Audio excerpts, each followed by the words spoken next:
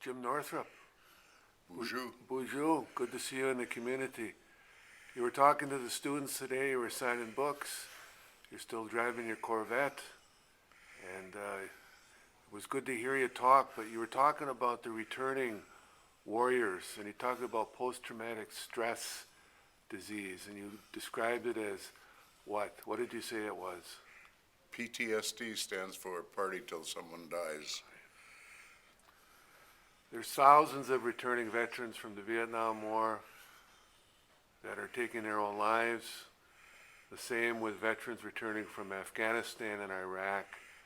When they come back to the community, what do they need from us? A set of ears and an understanding heart. Try to convince them that they were acting normal in an abnormal situation. And just give them time to talk. But don't try to force it, because they will not talk to you then. One time you were talking at the Honor the Earth powwow, and you said that you wished for a time when we stopped making veterans. Yes. How do we go about that business? I think it's endemic to the human. It's never going to go away.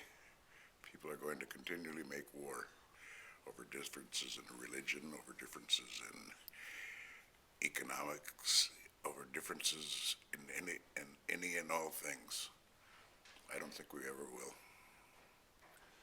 One time you told me that when you were in DaNang and the rice paddies, when you were walking point, you get back to camp, reach back in your pack, and you had a little sugar cake.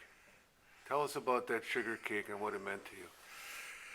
Well, I grew up making maple syrup, and sugar cakes were a big part of my diet.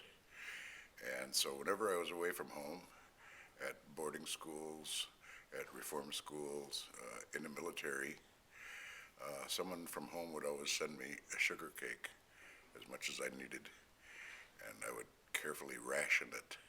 I would take a little tiny bite, and just that tiny bite would instantly connect me to home. I would remember what it's like to be making maple syrup, and I would remember what it was like to sit around the fire and listen to stories.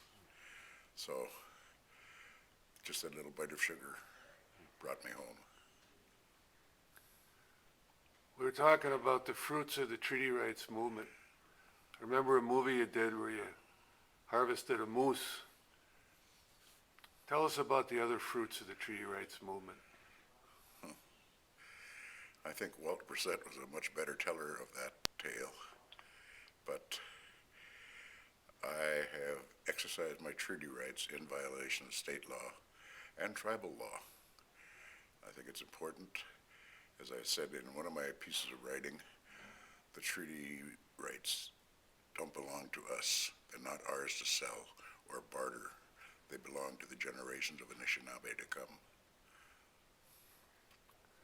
Jim, anything you'd like to add about your visit to Le Coudray?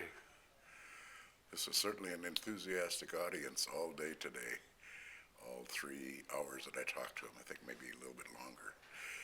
But very enthusiastic, very interested in what I'm doing and how I say things.